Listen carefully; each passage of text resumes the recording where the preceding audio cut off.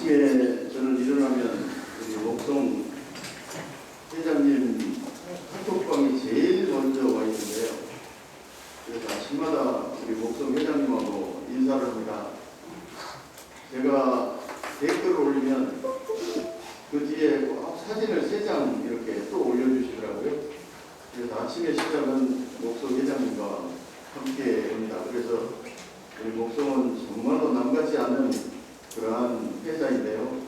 오늘 이렇게 아침에 월요일 그것도 와서 여러분들과 함께 할 수 있다고 하는 게 저에게는 무한한 영광입니다. 제가 조금 옆으로 가서 이렇게 말씀드리도록 하겠습니다.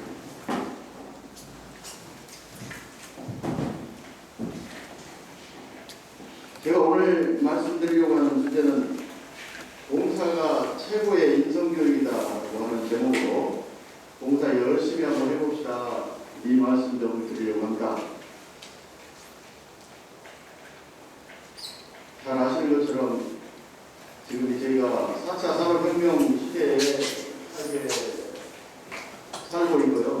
그래서 4차 산업혁명 시대에는 특별히 회사인도 그렇고 우리 학생들도 그렇고 어떤 사람을 필요로 할 것인가 이렇게 놓고 보면 4차 산업혁명 시대에 많이 들어보셨을 겁니다만은 간단히 이야기하면 아마 이런 거 아닐까 싶습니다.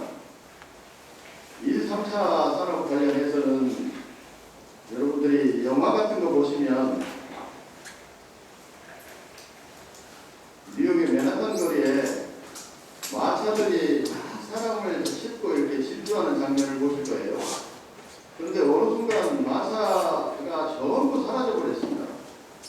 그 자리에 이제 자동차가 대신하고 있는데 그 마차를 끌던 말들은 다 지금 무엇을 할까요? 잘 아시는 것처럼 경주마를 하거나 아니면은 뭐 놀고 있겠죠. 마찬가지로 이제 4차 산업혁명 시대에는 지금까지 좌뇌가 주도를 해서 엄청나게 많은 발전을 이루었는데 알고리즘으로 전환 가능한 것들은 다 인공지능이나 로봇이 대체가 가능하기 때문에 좌뇌 발달해가지고는 이제는 사람이 설 자리가 없어져 버려가지고 사람이 놀게 되어버렸다고 합니다. 그래서 이제 사람에게 남아있는 것은 우뇌하고 가슴밖에는 안 남아있다고 그러는데요. 이 바로 우뇌의 영역이 잘 아시는 것처럼 이 창의성이라고 하는 그러한 영역입니다. 가슴의 영역이 감성이라고 하는 이러한 영역만 남아있는 것 같아요. 그래서 이 시대를 4차 산업혁명 시대를 주도해 나갈 인물은 창의적이고 가슴이 따뜻한 이러한 사람만 남는 시대가 되어질 거라고 합니다. 엘빈 토플러라고 하는 사람이 돌아가신 이후에 가장 뜨고 있는 미래학자가 다니엘 핑크라고 하는 그런 사람이랍니다. 이 다니엘 핑크가 쓴 책 새로운 미래가 온다라고 하는 책에서 이 핑크는 4차 산업혁명 시대를 우뇌의 창의성, 가슴의 따뜻함 이 두 가지가 시대의 아이콘이 되어질 거고 조금 전에 그림에서 보시는 것처럼 농부가 직장 근로자가 지식 근로자가 그리고 이제 마지막 지금에 나와 있는 것처럼 가슴 따뜻하고 창의적인 사람 그래서 예술가가 시대의 아이콘이 되어질 거다 이렇게 이분은 전망하고 있는데 이거를 다른 말로 이분은 하이 컨셉, 하이 터치다 이렇게 이야기를 했다라고 합니다. 바로 하이 컨셉이 예술가적인 창의성을 이야기하는 거고 하이 터치가 가슴 따뜻한 것을 이야기합니다. 그래서 이 시대에는 바로 이런 하이 컨셉과 하이 터치라고 하는 창의성과 가슴 따뜻함이라고 하는 이 두 가지를 갖고 있는 사람이 시대가 되어질 거다. 이거는 교육뿐만 아니라 산업계에서도 리더가 되어주실 분들은 이러한 사람을 필요로 하지 않겠는가 이렇게 생각을 하는데요. 이 하이 컨셉, 하이 터치를 이 사람은 하이 컨셉, 창의성과 관련해서는 디자인 역량, 그리고 스토리 능력, 그리고 조화 능력, 그리고 하이 터치와 관련해서는 공감 역량, 유희 능력, 의미를 찾을 줄 아는 역량, 이와 같이 6가지로 이야기를 했다라고 합니다. 이러한 6가지가 설명을 하면 굉장히 기니까 다 생략하고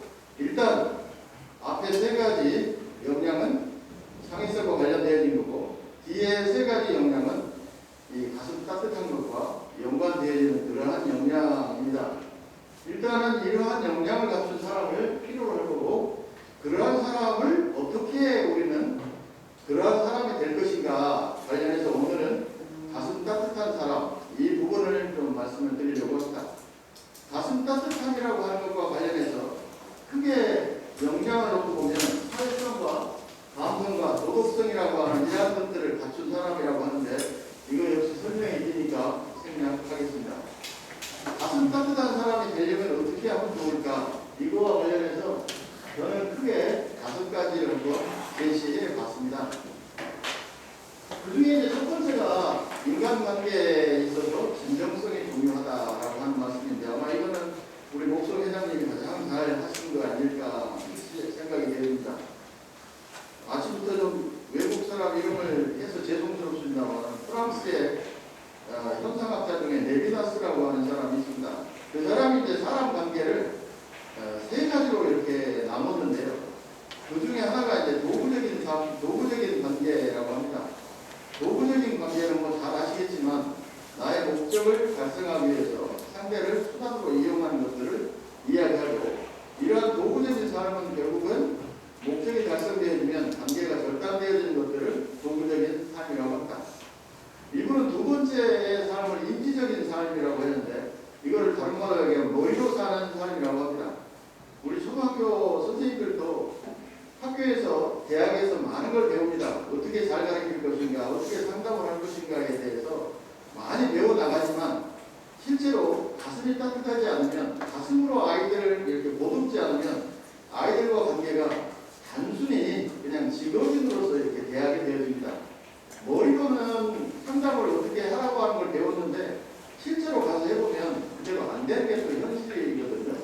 그래서 이제 주로 어떻게 하면 잘 할 수 있는가를 압니다. 알지만 그거를 실천하지 못하는 삶을 인지적인 삶이라고 한답니다. 아마 서비스를 하시는 분들이 내 가족처럼 내 식구처럼 대하지 않으면 상대가 내게 흡입되지 않는 분들을 많이 이렇게 보시게 될 텐데요. 그러한 것들은 되게 인지적인 삶을 살기 때문이고 인지적인 관계를 하기 때문에 그런 게 아닌가 이렇게 레비나스 이야기를 하는 것 같습니다. 세 번째가 이제 실존적인 삶 그리고 가슴으로 이렇게 보듬는 삶 관계라고 이야기합니다. 레비나스는 이거를 학생들과 선생님을 놓고 보면 내 아이처럼 선생님이 아이의 어려움을 함께하고 보듬어주지 않으면 아이가 이 실질적으로 진정한 교육이 잘 일어나지 않는다라고 합니다. 아마 서비스를 하시는 분들도 그럴 겁니다. 어떤 이유를 위해서 또 인간관계에서 배운 내용들을 한번 이렇게 적용해보는 수준으로 이렇게 하려고 하면 서비스 받는 사람이나 하는 사람이나 보람을 느끼기가 쉽지 않을 겁니다. 그래서 그 아픔을 함께하고 공감할 줄 아는 이러한 관계였을 때 그 관계가 진정한 관계라고 합니다. 가슴이 따뜻해지려면 레비나스식으로 이야기하면 그러한 실존적이고 가슴으로 함께하는 이러한 관계, 이러한 삶을 사는 사람들이 인간관계를 진정하게 할 수 있고 그러한 인간관계의 진정성을 갖는 사람들이 결국은 보다 더 가슴 따뜻한 사람이라고 이야기할 수 있을 것 같습니다. 두 번째는 이제 소통 능력인데요. 소통과 관련해서는 아마 여러분들도 그 책을 읽어보셨는지 모르겠는데요. 우리나라의 경영학에서 베스트셀러 중에 하나가 네덜란드의 조직 인류학자가 쓴 세계 문화와 조직이라고 하는 이러한 책이 있습니다. 세계 문화와 조직이라고 하는 이 책은 문화마다 경영 방식이 다르고 인간관계 방식이 다르기 때문에 그 문화에 적합한 경영 방식을 어떻게 찾아내는가에 관련된 그러한 책인데요. 가령 맥도날드와 같은 이러한 회사가 미국이나 우리나라나 유럽에서 포장하는 방식이나 판매하는 방식이나 손님을 대하는 방식이 다 똑같으면 이게 생산 이익이 나지 않는다라고 합니다. 그래서 미국에서 포장하는 방식, 사이즈 이러한 것과 우리나라에서 하는 것이 이제 달라져야 우리나라에서 이익이 남겨진다라고 하는 이러한 주장을 했던 사람, 이게 조직인이가지고 이 사람의 대표적인 사람이 홉스테드라고 하는 이 사람인데 이 사람이 이제 서로 다른 사람들 간에 어떻게 소통을 할 것인가에 대한 이 사람이 제시한 소통의 3단계입니다. 이제 가슴 따뜻해지면 이해가 되지면 오해가 없게 되고 다 인간관계가 원활해지리라고 생각합니다만 이분의 이야기야 차이에 대한 인식이라고 합니다. 사람 간에는 다르다. 문화 간에도 다르다. 결국은 사람이 동등하고 같다라고 생각하기 때문에, 사고방식이 같다라고 생각하기 때문에 거기에서 다툼이 생긴다라고 하는데, 왜 할아버지와 손자 간에는 다툼이 생기지 않는가? 할아버지가 손자하고 차이가 있다라고 하는 인정하기 때문이라고 합니다. 인간관계에서도 이 사람은 그래서 첫 번째 소통할 수 있는 것은 나와 너가 다르다라고 하는 다름에 대한 인정이 없으면 이게 불가능하다라고 하는데요. 이 사람이 제시한 두 번째가 어떻게 다른가? 그래서 사고방식의 차이에 대해서 서로가 어떻게 다른가에 대한 알아야 이 소통이 가능하다라고 하는데요.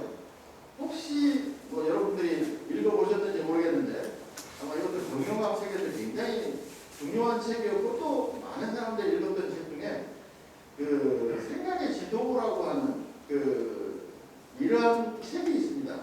미국에서 나온 책인데요. 생각의 지도는 우리가 어떻게 사고방식이 서로 다른가에 대해서 참 잘 사례들을 들어서 예시해준 이러한 책인데, 생각이 서로 어떻게 다른가에 대한 참 귀중한 책이었다 저는 이렇게 생각을 합니다. 어떻게 다른가, 왜 다른가에 대해서 알지 않으면 소통이 불가능하다. 이제 마지막으로 이 사람이 제시한 게 실천이라고 하는 건데, 실천은 다름의 영역에서 공분모가 무엇인가를 찾아내는 거고, 이 공분모를 확대해 나가는 것이 소통이라고 이야기합니다. 이분은. 그러니까 다르다라고 하는 것을 우리는 처음에 잘 인정하지 않습니다. 예컨대 다문화에서 온 사람들, 그 사람들이 우리하고 다르다라고 인정하지 않기 때문에 학대도 하고 그 사람들에서 편견과 차별이 생기게 되는데요. 일단 서로가 다르다라고 하는 걸 인정하게 되면 왜 다르고 무엇이 다르고 하는 것에 대해서 찾게 되고, 왜 다르고 무엇이 다르고에 대한 다름에 대한 것들을 좁히기 위한 공분모를 만들어 나가려고 하는 노력이 있어야 소통은 가능하다라고 이분은 이야기를 하는데요. 이러한 홉스테드가 이야기하는 이제 구체적인 전략들은 좀 다 있습니다만, 소통할 수 있는 이러한 노력들이 있어야 사람 간의 관계에서도 따뜻해질 수 있다, 이런 말씀을 드립니다. 미국의 너딩스라고 하는 플로리다 대학의 교수입니다만, 이 사람이 이제 세 번째 이야기하려고 하는 게 배려입니다. 우리가 흔히 이야기하는 상대방에게 배려한다 했을 때 배려가 무슨 말인가? 이 사람은 배려를 크게 세 단계로 나눠서 이 사람은 이야기합니다. 배려라고 하는 것은 상대방이 필요한 것을 도와준다, 이렇게 흔히들 생각을 많이 하는데 물론 맞습니다. 이 사람은 배려를, 그러니까 케어한다라고 하는 것을 첫 번째는 도움이 필요한 사람이 누구인가를 찾는다라고 합니다. 우리 주위에는 도움을 필요한 사회적인 약자도 많고 정말로 내가 배려해줘야 할 사람이 많습니다. 그 사람이 누구인가를 찾고요. 두 번째까지가 이제 우리들이 생각하는 배려입니다. 그 사람이 필요한 것을 도와주는 건데, 그게 이제 물질이 됐건 마음이 됐건 하여간 금전적인 지원이 됐건 이러한 것들을 도와주는 게 두 번째 단계이고요. 세 번째 단계는 이제 우리가 잘 간과하기 쉬운 건데, 배려를 받았거나 도움을 받았던 사람이 정말로 배려를 받았다, 도움을 받았다, 그게 보람이 있었다, 의미가 있었다, 가치가 있었다라고 하는 걸 느끼어야만 배려가 이루어진다라고 하는데요. 예를 들면 이런 것 같습니다. 저희가 학교에서 굉장히 기초생보자나 이런 아이들에게 필요한 게 뭐냐면, 요즘 비대면 시대에서 집에 컴퓨터가 없으면 실제로 교육이 일어나지 않습니다. 그러다 보니까 그 비대면을 하기 위해서 기초생보자 아이들에게 컴퓨터를 줘요. 학교에서. 컴퓨터를 주고 끝나면 이거는 배려가 아니랍니다. 이 아이가 컴퓨터가 없었을 때에는 실제로 인터넷 중독이 안 걸릴 수도 있어요. 그런데 이 아이에 대해서 그 이후에 어떤 조치도 없거나 이 아이에 대해서 그 이후에 어떤 교육도 없으면 오히려 인터넷 중독이 되어버리면 컴퓨터를 주지 않으면 못해요. 이거는 배려가 아니랍니다. 이런 경우에는. 그래서 배려받은 사람이 그것을 통해서 뭔가 가치롭고 보람있고 배려를 받았다라고 하는 걸 느낄 수 있도록 해주는 게 이 노딩스의 어떤 배려의 완성이라고 합니다. 우리가 많은 부분 가난한 사람을 위해서 기부를 합니다. 그런데 기부로 끝나버리는데요. 실제로 제가 이따가 이야기하겠습니다만 저장 강박증 고학층 집의 사람들에게 그분들이 쓰레기 때문에 엄청나게 싸는 데 가가지고 쓰레기를 치워주고 도배장판을 하고 주거환경 개선을 합니다. 그런데 이 집은 5년 후에 다시 가야 돼요. 그냥 치워주는 것으로 끝나버리니까 이분들은 실제로 심리 정서적으로 엄청나게 문제가 많은 사람들이고 심리 정서적으로 같이 배려를 해주지 않으면 이 배려가 이루어지지 않아요. 실제로 오히려 이 사람들은 빈 공간을 채우기 위해서 더 애를 써요. 저희가 쓰레기를 치워버리면 그 쓰레기를 다시 채우기 위해서 더 열심히 쓰레기를 모아버리니까 이런 건 어떻게 보면 실제적으로 배려가 아니다라고 말할 수도 있습니다. 그래서 너딩스라고 하는 사람은 우리가 어떻게 배려해야 할 것인가에 대해서 이와 같이 도움을 필요한 사람은 찾고 도와주되 그 이후에 우리가 사후관리를 해가지고 그 사람들이 또 보람을 느끼고 가치 있는 삶을 살 수 있도록 해주는 게 배려다. 우리 목동 이 그룹도 엄청나게 많은 기부도 하고 사회적인 배려를 이렇게 하고 계시는 걸로 알고 있습니다만 배려와 관련해서 나딩스는 일단 그러한 주장을 하니까 한 번만 좀 참고를 해보시면 어떨까 싶습니다. 네 번째는 더불어 함께 사는 능력을 키우자라고 하는 건데요. 이게 이제 많은 분들이 현재 식물학자들이 이야기하면 흡혈박쥐라고 하는 거 아시잖아요. 이 박쥐에도 종류가 엄청나게 많은데 흡혈박쥐는 정말로 미생물이지만 함께 해서 살려고 하는 노력이 다른 어느 동물보다 강하고 그래서 지금까지 생존을 해왔다라고 이야기한답니다. 흡혈박쥐는 동물이 이 피를 빨아먹어야 이렇게 생존이 가능한 박쥐인데요. 만약에 이제 피를 빨아먹지 못하면 결국은 굶어 죽을 수밖에 없는데 이러한 죽어가는 동료를 살리기 위해서 피를 빨아먹고 온 박쥐가 피를 토해서 살린다라고 하네요. 그래서 이 흡혈박쥐가 몸을 보존한다라고 하는데 우리들이야 사람이니까 흡혈박쥐보다 얼마나 더 영리하고 얼마나 더 지혜로운 존재들입니까? 그런데 더불어서 함께 사는 것과 관련해서는 오히려 흡혈박쥐한테 또 배워야 할 필요가 있지 않을까 이런 생각을 합니다. 저는 TV에서 제주도 해녀 이야기가 나오는 걸 한번 유심히 봤습니다. 제주대학에서 그 해녀 밥상이라고 하는 그 스토리를 만들고 그거를 체험하는 프로그램을 만들었는데요. 그 중에 이제 해녀들에 대한 이야기가 잠깐 나왔는데 거기에서 이제 그런 이야기가 한번 나왔습니다. 해녀한테 이 기자가 물었어요. 왜 그렇게 힘들게 물길질을 하는가? 잘 아시는 것처럼 깊이 들어갔다가 숨을 참았다가 다시 이렇게 나와서 숨을 쉬곤 하는데 요즘 그 최신 장비가 얼마나 잘 나와 있는가? 산소통을 내고 들어가면 그냥 편하게 들어가서 물길질도 할 수 있고 잘 아는 것처럼 뭐 전복이나 이런 것들을 따다가 더 많이 수확을 할 수 있으니까 더 돈을 많이 벌 건데 왜 전통 방식의 그런 물길질을 합니까? 라고 물었어요. 그러니까 이 해녀가 대답하기를 나도 잘 안다. 이러한 장비를 이용하면 더 많이 할 수 있다는 걸 아는데 그러면 내일은 뭐를 잡을 것이고 나와 함께 물길질을 하는 다른 사람들은 또 어떻게 살아가야 하는가? 적게 벌더라도 이게 오래 벌고 함께하는 방법이다 라고 대답을 했답니다. 물론 이 정말 지혜로운 해녀였던 것 같은데요. 이러한 해녀 이야기를 통해서 우리가 알 수 있는 것들이 그거잖아요. 어찌됐든 간에 나의 혼자의 이익을 극대화하는 것도 필요할 때가 있겠습니다만은 더불어서 함께 살아가려고 하는 이러한 노력을 하는 것들이 오히려 더 중요하지 않겠는가. 그래서 더불어 함께 살아가려고 하는 이러한 노력들이 참 필요하다. 이러한 노력을 하는 사람들의 가슴이 오히려 따뜻한 사람들이고 이 스마트폰의 시대, 이 디지털의 시대에도 이렇게 아날로그식의 방식으로 살아가는 사람들의 따뜻한 가슴을 필요로 하는 시대가 4차 산업혁명 시대다라고 말씀을 드릴 수가 있습니다. 저는 이제 마지막으로 말씀드리고 하는 싶은 것이 뭐냐면 이제 봉사라고 하는 말씀을 드리려고 합니다. 저는 여러 가지 봉사를 합니다. 이러한 봉사를 합니다. 정말로 많은 봉사를 제가 하는데요. 기본적으로 크게 생태환경 보존 활동하고요. 주거환경 개선 활동하고 그래서 제가 어울림 사랑나눔 봉사회라고 하는 봉사회 회장을 지금 8년째 하고 있는데요. 이러한 봉사활동을 주로 합니다. 생태보존 활동 관련해서는 쓰레기 줍고 가서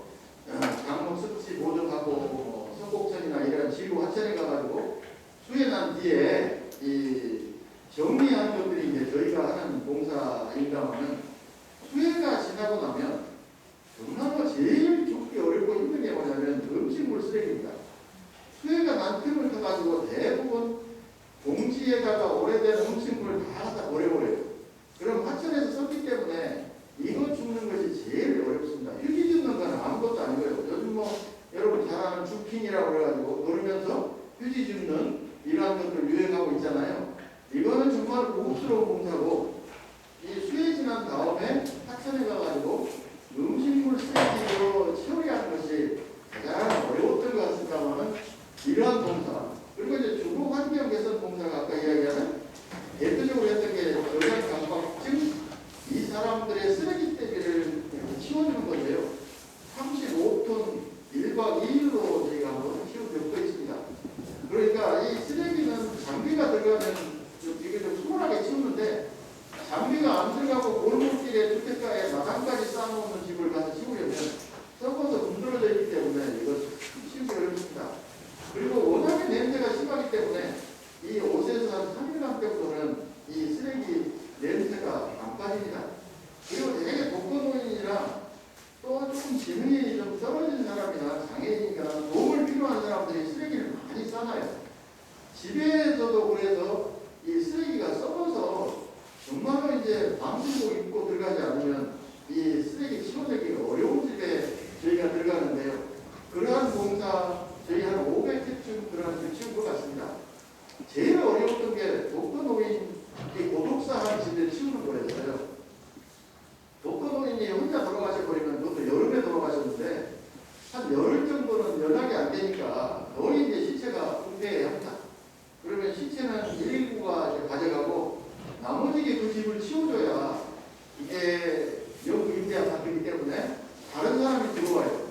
그런데 잘 아시는 것처럼 말씀드려 죄송합니다만은 그 냄새가 워낙에 강하기 때문에 못 들어가요. 그리고 이제 바닥에 입에 구더기들이 막 너무 많으니까 들어가서 치우려고 하는 사람이 아무도 없습니다. 어떤 봉사도 안 들어갑니다. 저희 어울림만 들어갑니다. 요즘은 이제 독거노인에 대한 연락 체계가 잘 돼 있기 때문에 고독사 하신 분들이 그렇게 많이는 안 생깁니다만은 그러한 경우에 참 치우기가 쉽지 않은데요. 거기 가서 한번 치우고 나면 인생에 대해서 다시 생각하게 됩니다.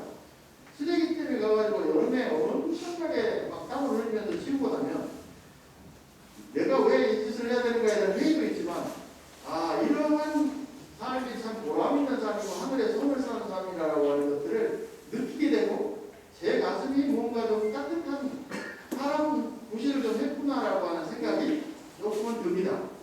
많은 사람들이 봉사하면은 되게 물질을 좀 기부하고 이러한 일을 한다면은 저도 기부한 것들은 오래전부터 많이 하고 있는데요. 기부하는 것도 굉장히 중요합니다. 그런데 저는 학생들도 그렇고 성인도 그렇고 몸으로 땀을 흘려가면서 하는 이런 봉사 한 번쯤 해보시면 이게 우리의 가슴을 굉장히 따뜻하게 한다라고 생각하는데요.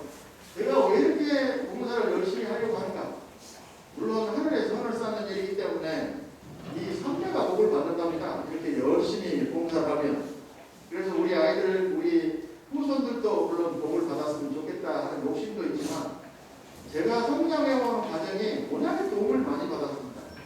저는 시골에서 보릿고개를 경험했던 세대이고 정말로 일하는 것이 몸소리가 나가지고 서울행 용산 완행 역사를 보면서 그 용산 역사를 타고 가는 사람의 행복한 웃음 멀리서 이렇게 일하다 말고 허리를 펴면서 보면서 나도 용산행 완행 역사를 타야겠다 해가지고 그냥 빈손 들고 서울 가서 공부를 했는데요. 이 공부할 때 많은 사람들이 도와줬어요. 정말 많은 사람들이 도움을 주지 않으면 살아가기 어렵습니다. 저는 비행기표 하나 들고 미국에 유학을 갔는데요. 5년간 거기서 살면서 교포들이 너무 많이 도와줬습니다.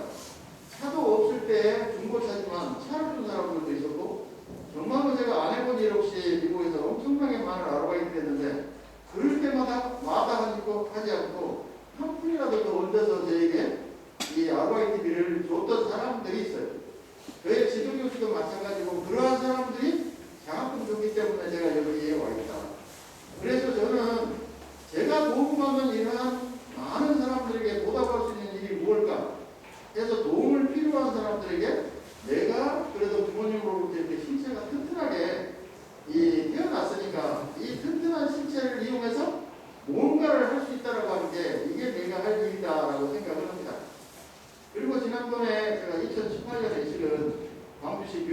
나왔었어요. 그래가지고 26만 표라고 하는 많은 사람들이 저를 지지해줬습니다. 그런데 개개인별로 도와준 사람들에게 AS를 할 수가 없잖아요. 많은 사람들이 왜 전화 한 통 안 하냐라고 많이 말을 합니다. 물론 전화도 드려야 옳습니다. 저는 그냥 그 시간에 더 도움을 필요한 사람에게, 불특정 다수에게 제가 갖고 있는 재능을 기부하는 것이 오히려 그분들에게 받은 은혜를 승화시키는 길이다라고 생각을 합니다. 그래서 저는 선거에 진 이후에 더 봉사를 열심히 하게 되고요. 그 봉사를 통해서 제 삶이 조금이라도 더 풍요롭다, 제 삶이 조금 사는 보람이 조금이라도 더 나아지고 있다, 이런 생각을 하고, 그렇게 사는 삶이 아마 하나님이 내게 맡겨준 또 나에게 무엇을 해야 할 것인가에 대한 답이 아닐까, 이렇게 생각합니다.